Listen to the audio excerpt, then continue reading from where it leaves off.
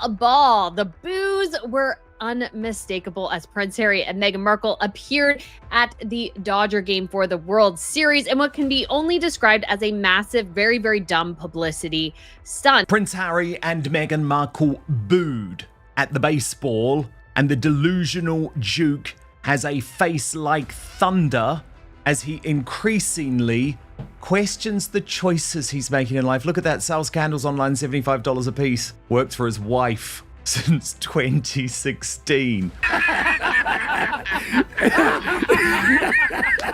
Showed up wearing Los Angeles Dodgers caps. Why? Meghan and Harry, also known as the Duke and Duchess of Sussex. It was a huge slap in the face to Canadians when they fled the United Kingdom in what's now been termed as Mexit. Where did they come? Vancouver Island. Who protected them? The RCMP. Who paid for it? Canadian taxpayers.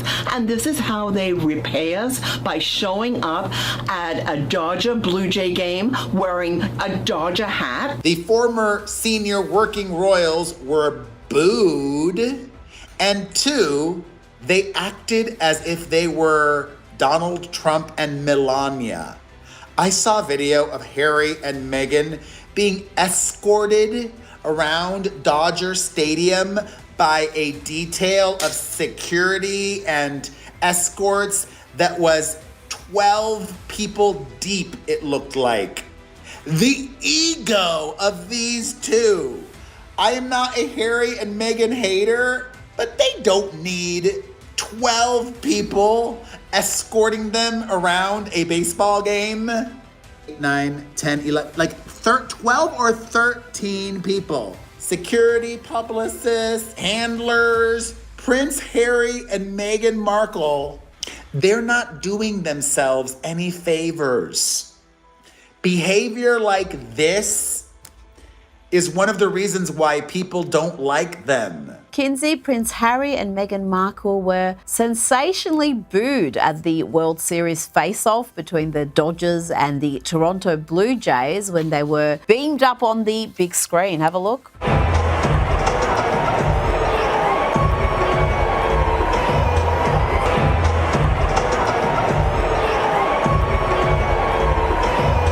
Oh, I can see these two dining out on this for years to come. Will they blame racism? Will they blame anti-ginger bigotry? What's the story here? Oh my goodness, the look on Prince Harry's face when it registers that they're being booed, you could tell that really affects him. The Duchess of Dummies and the Prince of Poor Decisions are at it again. It's a perfect Los Angeles night. Lights flashing, cameras everywhere. That smug hum of celebrity self-importance thick in the air. The crowd's electric, waiting for the jumbotron to show a celebrity they actually like. But instead, it cuts to them, and all you can hear is...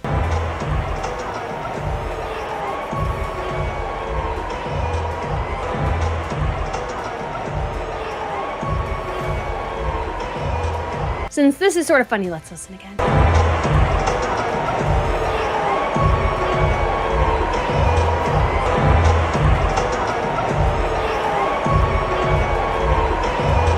So yeah, I don't think the crowd was super excited to see them. Not polite confusion, not awkward silence. A full-throttle stadium shaking, get off our screen chorus of disgust. Harry and Meghan thought they were walking into another photo op and walked straight into a stadium-wide takedown of their reputation. And baby, when I tell you Harry's face looked like he just realized karma has season tickets, I'm not kidding. But unfortunately, there was no way you could cut the fact that when they appeared on the cam to the audience, to the crowd, there were boos ringing out through the whole stadium. Harry, totally mortified.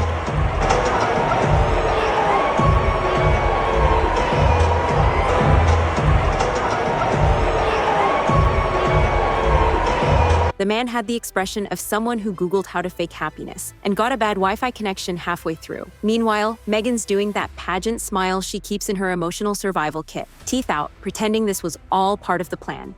Harry and Meghan are here watching some baseball as well. Meghan, of course, immediately realised that she was on screen because that's all she spent the whole game doing. There's a photographer, there's a camera, performing. But California wasn't buying it. This wasn't Britain booing a duchess. This was Hollywood, the land of fake friends and fallen idols, saying, nah, we're good. And that sound.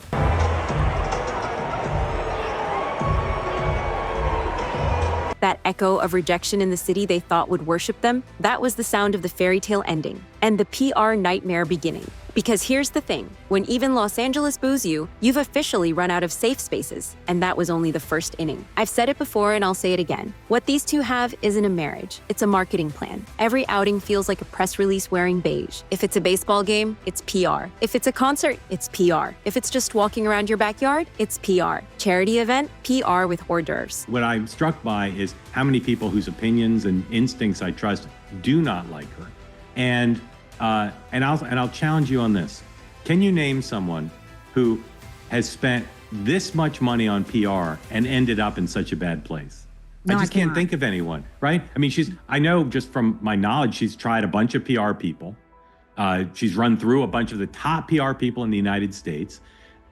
She's got some talent. She's interesting in some ways. Like she's not working with nothing. And yet somehow she and her husband have ended up like two of amongst the most reviled and kind of mocked people in the whole world. They don't go anywhere unless there's a lens, a logo, or a luxury sponsor within 5 feet. Harry's not her husband. He's her +1 with PTSD. He looks like a man who accidentally married a LinkedIn post. Because at this point, Meghan doesn't love him. She loves what he represents. He's the perfect tragic prop, the exiled prince turned Instagram husband, always one forced smile away from a nervous breakdown. You can see it in the footage. Sitting in the front row, Harry looked, frankly, like he'd rather be anywhere else. One of the enduring mysteries of Prince Harry's post-royal life is this: why does he keep putting himself in situations that visibly make him miserable? Meghan's scanning for cameras like it's a sport. Harry's sitting there like he's being held hostage by a scented candle. And when the boos hit, you could almost hear his soul leave his body. But you know what the saddest part is? He didn't even fight it. He just sat there, laughing that weak, broken laugh every man gives when he's pretending everything's fine because admitting otherwise would make it real. Meanwhile, she's performing like the Titanic isn't sinking, smiling, waving, pretending this is so cute, as if her ego didn't just take a line drive to the face. And I know some people felt bad for him, but come on, this isn't his first humiliation rodeo. He keeps signing up for the same show, hoping the ending will change. Spoiler alert, it won't. Why are you doing this to yourself, Harry? You're mortified, you hate crowds, you're booed, which absolutely plays into all of the insecurities that you now feel about how much you've mucked this up.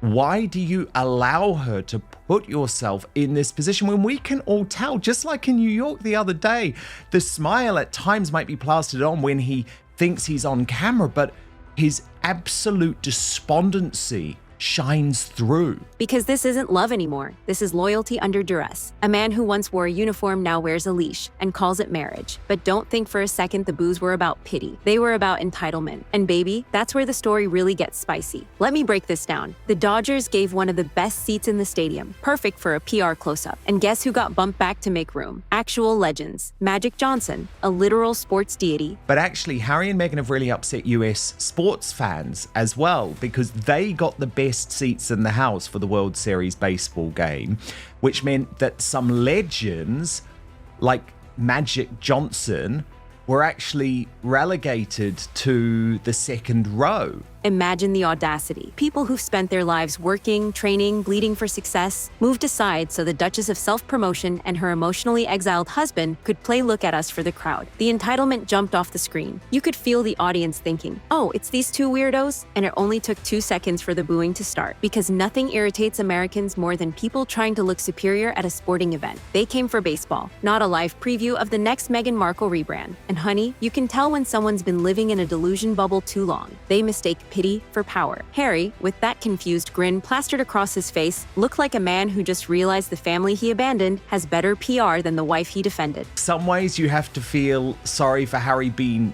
dragged there and then dealing with the fact that he's tried to ignore for a long time, that actually this couple are just as unpopular in woke California as they are in the United Kingdom. And Meghan, she went into full performance mode. The unbothered Duchess routine she's been rehearsing since Spotify canceled her. The same smile and the same glance at the camera. She's doing the whole, I'm glowing through the hate bit. But here's the thing. You can't glow when you're being roasted alive. That stadium turned into a mirror, and what reflected back wasn't royalty. It was delusion. The same delusion that thinks a $65 candle can fix a reputation that's been tanking faster than Harry's approval ratings. But we'll get to that candle in a minute, because before Meghan started selling Sense of Misery, she started hiding something way worse. Now let's talk about the ghost kids, the world's most mysterious toddlers, seen only when it benefits the brand. Archie and Lilibet, two kids who might as well have NDAs in their diaper bags. And before anyone comes for me, no, this isn't about privacy, this is about pattern, because these two will go everywhere, from the Super Bowl to polo matches to Netflix premieres, but never with their kids. Yet every time there's a brand drop, oh look, a mysterious family moment appears out of nowhere. Nancy Sidley wrote, imagine going to a baseball game and not bringing your kids. But the royal grift made the point that we just shouldn't be surprised anymore. Imagine going to the Super Bowl and not bringing your son, but instead Eugenie. And imagine going to the Grand Prix and not bringing your son. Elon Musk had no problem bringing little X. Imagine going to a hockey game in VC and fly markers with you instead of your son. Imagine going to watch your husband play polo and never bringing your kids to see their father play. Imagine going to the late Queen's Platinum Jubilee celebration and not allowing your kids to be part of a once-in-a-lifetime historic event. Imagine going to the coronation of your father and not bringing your kids to witness their grandfather be crowned king. Imagine going to children's charity events to spend time and exploit other people's children. Meghan and Harry are selfish, cruel pigs. A Halloween video here, a holiday photo there, all perfectly timed for maximum sales. That's not parenting, that's marketing. Their kids have become like limited edition collectibles, occasionally displayed, always monetized. And it's creepy, because while the rest of Hollywood parades their families around for free PR, Meghan's out here running a hostage-level embargo on her own children's existence. Unless it's candle season, you can't call it privacy when the exposure always aligns with product launches. That's not protection, that's production. And there's so obviously these types of discussions going on because the timing of them turning up yesterday was not coincidental. No, and I also thought maybe when she said save the date for October 28th was even maybe about accidentally showing the children with the product release. I think this was very intentional. I think Meghan is telling Harry this is about making money. Harry has to do everything that she says because he doesn't know how to make any decisions, clearly.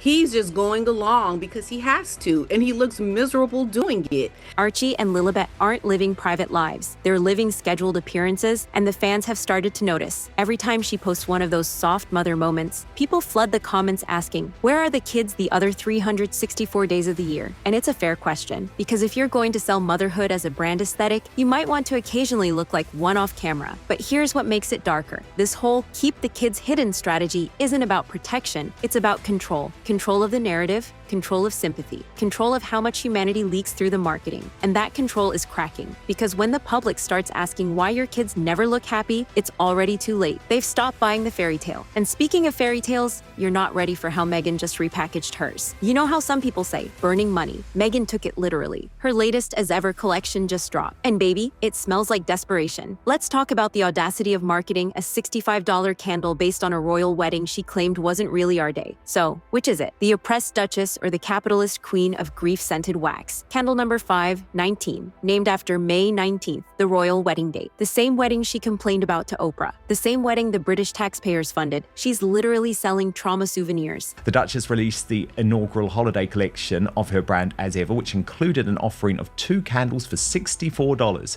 Imagine spending years trashing your in-laws, only to bottle their event as a luxury scent called love and laughter. Girl, you can't be for real. And you just know Harry had to nod along like a good brand ambassador while dying inside. You can practically hear him in the promo meeting. So, we're selling my wedding now? And she's like, yes, darling, for $65, limited edition. The man has survived war zones, but nothing compares to surviving his wife's marketing brainstorms. Even California influencers are clowning this drop. The packaging screams TJ Maxx on probation, and the copywriting sounds like ChatGPT on wine. And when I checked her site, nothing sold out, not one out of stock tag, not one, oops, we crashed the site. The only thing she crashed was her dignity dignity, because the public finally realized she doesn't make products. She makes excuses with price tags. You can't package authenticity in ceramic and sell it for $65, not when your entire brand smells like self-pity and entitlement. And the worst part, that candle isn't just a product. It's a symbol of how far they've fallen, from royalty to retail, from palace gold to Etsy beige. She went from Your Royal Highness to Your shipment is delayed. But if you think this is bad PR, you haven't seen what came next, because Harry's humiliation tour wasn't over. At this point, Harry doesn't look like a husband. He looks like a man serving time in a maximum security relationship. His eyes have the same emptiness you see in tax auditors and theme park mascots. He's there physically, but spiritually, he's gone. Every public appearance is another parole hearing, and Meghan's the warden. He smiles when she tells him to, laughs when she gestures, claps when she nudges. The man's got fewer rights than a palace corgi. And before anyone says he's choosing this, let's be clear, he's choosing survival, because he can't go home. He scorched those bridges, then roasted marshmallows on them during the Netflix documentary. He can't leave Meghan, because she's his last storyline. Without her, he's just the royal reject with daddy issues and no country. So he plays his part, the supportive husband, the human prop in every photo, the emotional punching bag disguised as a romantic partner. You can see it in every clip. She's glowing for the camera, and he's glowing from the stress rash. And the irony? The man escaped a life of royal duty only to become a full-time employee of Meghan Markle Incorporated. No paycheck, no benefits, just exposure therapy in high definition. The crowd boos, the internet memes him, and still he shows up because she said so. And now, rumor has it, there's a new clause in this unholy brand marriage: reality TV. Because when your candles flop and your Spotify deal implodes, there's only one business model left. The Kardashians made billions off dysfunction, and Meghan's been taking notes. Harry doesn't realize it yet, but he's one camera crew away from a confessional scene titled My Truth, The Candle King Chronicles. Word in Hollywood is that Meghan's been cozying up to Kris Jenner. And honey, when Kris Jenner shows up, so does the Devil's production contract. Think about it. Meghan's brand collapsing, her podcast gone, Netflix cooling off. You think she's about to settle for silence? Please, reality TV is the only industry that rewards narcissism with residual checks. She's been spotted with production crews at random events. You think that's coincidence? Nah, that's B-roll, baby. Coming soon, The Duchess Diaries. And let me just say, this woman's going to turn her entire downfall into a docuseries. She'll spin the booze into misunderstood hate. She'll repackage Harry's depression as emotional depth, and she'll sell it as empowerment while draining every ounce of sympathy she's got left. Meanwhile, Harry will be in the background, trying to look interested while she monologues about manifesting joy through tragedy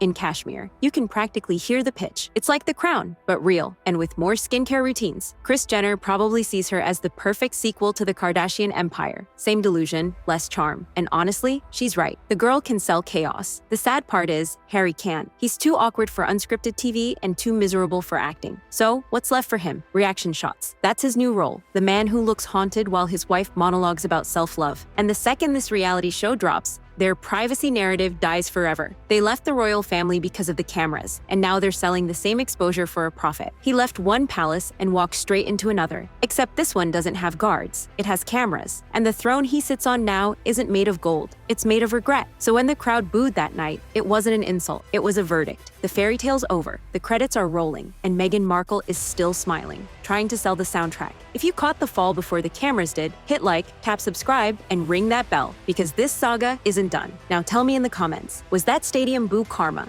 comedy, or the sound of California finally waking up? Drop your opinions. Thanks for watching, and if you enjoyed my content, feel free to check out some of my other videos on the top of the screen. Until next time, stay tuned, stay safe, and stay informed. Only on Tea Time with Tina.